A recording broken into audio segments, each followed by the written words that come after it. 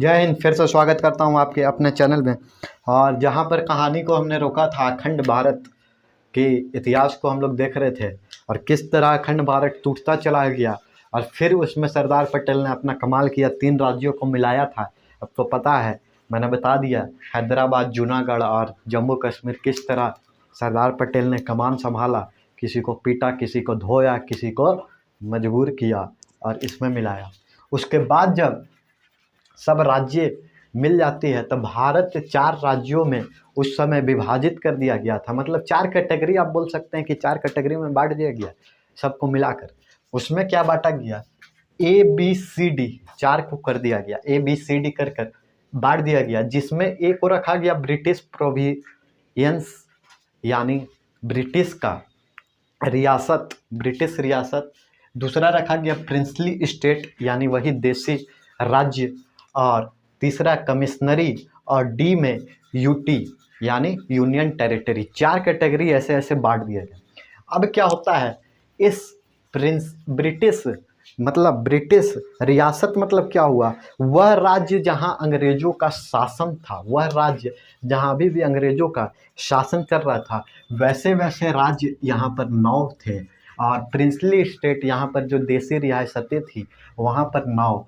और कमिश्नरी, यानी कमिश्नरी मतलब क्या था कि वहाँ पर अंग्रेज केवल उस शहर पर कब्जा किए हुए थे, राज्य नहीं कर रहे थे। अंग्रेज सिर्फ उस शहर को कब्जा किए हुए थे, उसी को बोला गया कमिश्नरी। और ऐसे ऐसे थे 10, यानी अंग्रेज यहाँ पर सिर्फ कब्जा किए हुए थे, अंग्रेजों का कब्जा, एक एरिया। और यूनियन टेरिटरी ऐसे एक थे। लेकिन कहानी यहाँ पर नहीं रुकी। अब कहानी देखिए कहाँ बढ़ती। कहानी हुई एक, जब बात उठी कि राज्यों का बंटवारा भाषाई आधार पर किया जाए, जब इसकी मांग उठने लगी तब कहानी यहाँ से पलटता है। कहानी यहाँ से क्या पलटता है कि बात उठने लगा कि अब हमको चाहिए भाषा के आधार पर राज्य। और आप अगर जानते हैं, अगर इंडिया इस भारत की अगर कहानी आप देखें तो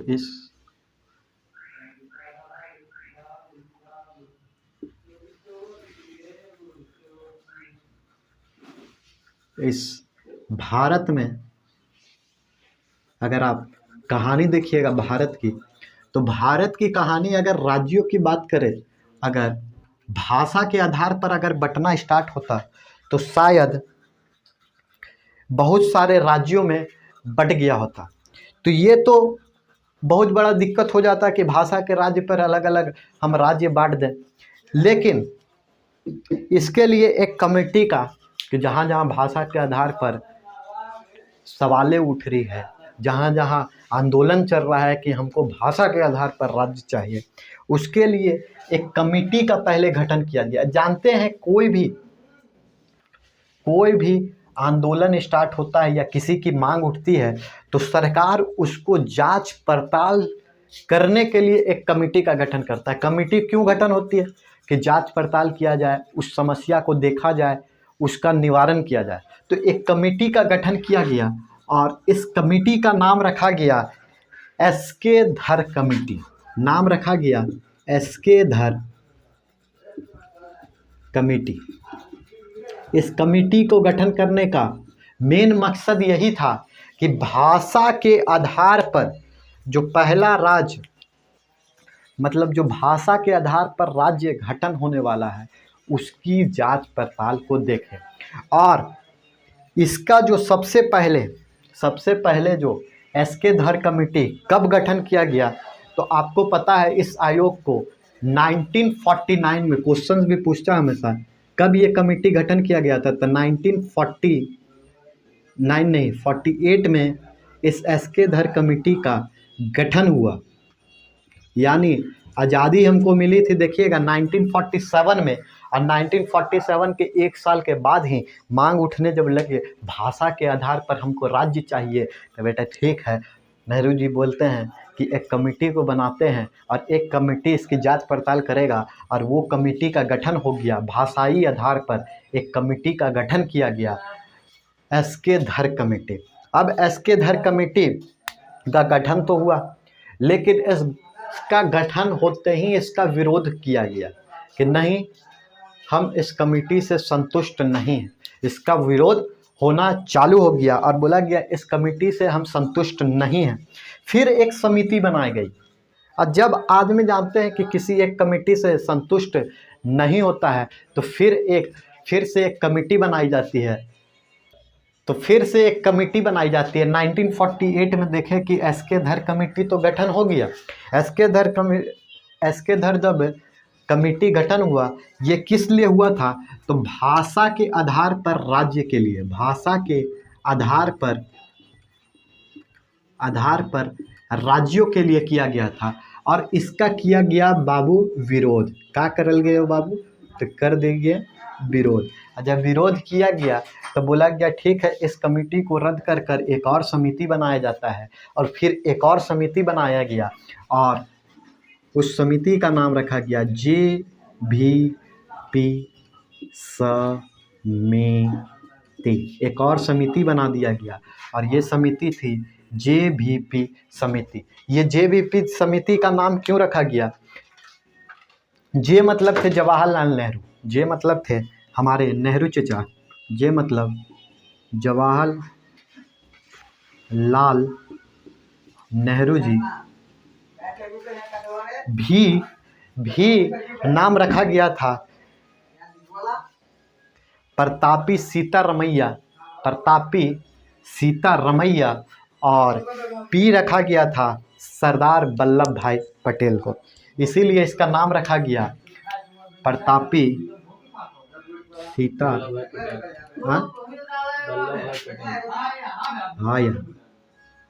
रमैया, और पी रखा गया था सरदार वल्लभ भाई पटेल। पटेल जी तो शुरू से थे और इसमें भी रखा गया। अब इनको कमान सौंपा गया कि आप देखिए भाषा के आधार पर क्या राज्य का बनाना सही होगा कि नहीं होगा। तब 1952 का वक्त आता है, 1952 का वक्त आता है और एक मांग उठ रही थी, वो थी तेलुगु भाषा को लेकर। अब ये तेलुगु भाषा को लेकर एक राज्य बनाने की मांग उठ रही थी। जब यहाँ पर आदमी मांग कर रहा था तो यहाँ एक नाम आता है पेटलू श्री रामलू जी का। पेटलू श्री रामलू जी ने क्या किया?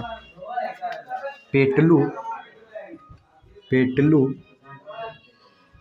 श्री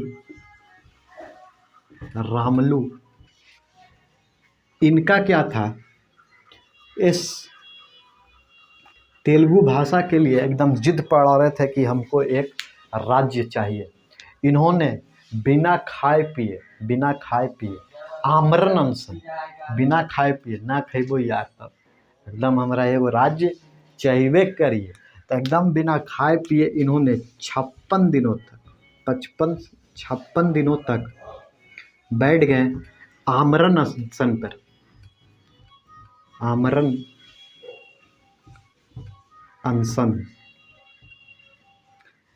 अनशन पर बैठ जाते हैं और बोलते हैं कि हमको एक राज्य चाहिए, भाषा, तेलुगु भाषा के आधार पर एक अपना तेलुगु भाषा का एक राज्य होना चाहिए।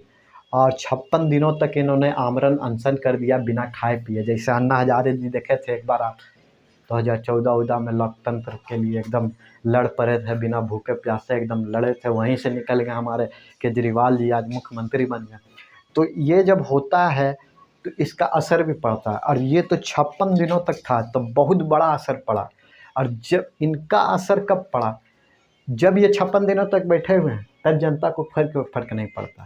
देखते होंगे आमरण अनशन में जब अन्ना हजारे बैठल हैं तो यहाँ टीवी में खाली हमने सब देख रहे हैं, और जब तबीयत उबियत बिगड़ जाता है तब होश खुलता है, अरे हमारा तबीयत बिगाड़ लिया। हाँ, उसी तरह जब ये 56 दिनों तक बैठे हुए थे तब थोड़ा बहुत आंदोलन की स्थिति चल रही थी।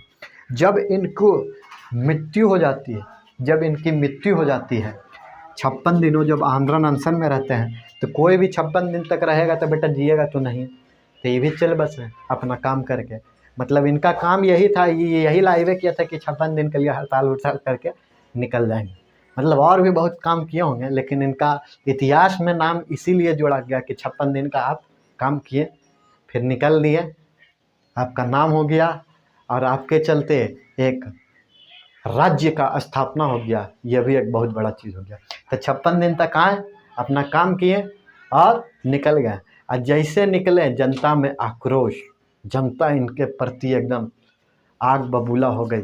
अब तो उनको, जब इनकी मृत्यु हुई तब अब यहाँ संभालना मुश्किल था इस समिति को। तभी इस समिति को कहा कि जनता को अब संभालना मुश्किल हो गया। कहे कि बेटा एक तो आमरण अनशन और एक तो भैया चल गए, तो उनका शोक से ज़्यादा जनता सोच रही है कि मेरे लिए एक भाषा के लिए इन्होंने इतना दिन आंदोलन कर कर अपना प्राण त्याग दिया, तो हमको भी इनको कुछ देना है। इसीलिए अब जनता आक्रोश में, और जब जनता आक्रोश में आती है तो आप जानते हैं इधर उधर आग जर्मी होती है, तो इधर होता है तोड़ फोड़, बहुत चीज़ होती है। तो इसीलिए भाषा के आधार पर जब नेहरू जी को रिपोर्ट सौंपना था, तो उन्होंने इसको देखकर जब इतने आंदोलन होने लगे, तब 1 अक्टूबर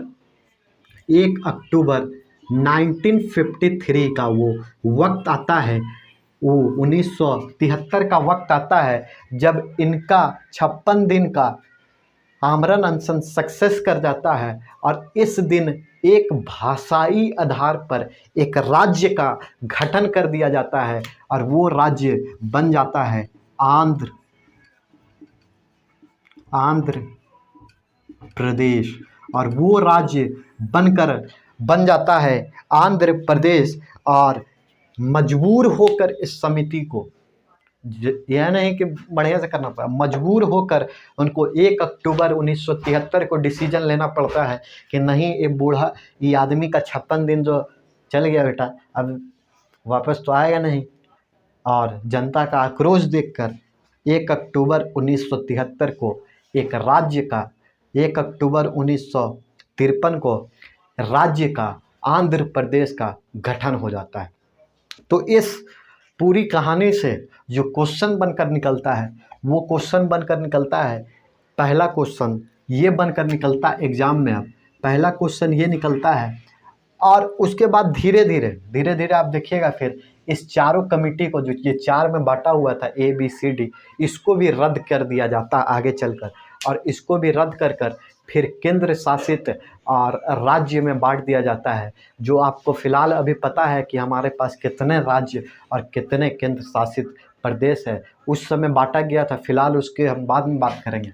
तो अब क्या होता है, इससे बनने वाले क्वेश्चन को अगर हम देख लें, तो बनने वाले क्वेश्चन है भाषा के आधार पर सबसे पहले कमेटी का गठन कौन सा ईयर में किया गया था? तो 1948 में किया गया था। और उस कमेटी का नाम क्या था? तो उस कमेटी का नाम आपको बोलना है SK धर कमेटी को किया गया था। ठीक, SK धर कमेटी के रद्द होने के बाद कौन सी कमेटी बनी, कौन सी समिति बनी? तो वो बनी थी JVP समिति। JVP के समिति में कौन कौन सदस्य थे? कभी कभी पूछता है एग्जाम में, JVP कमेटी का सदस्य कौन कौन थे? तो जवाहरलाल नेहरू, सीतारमैया और सरदार वल्लभ भाई पटेल।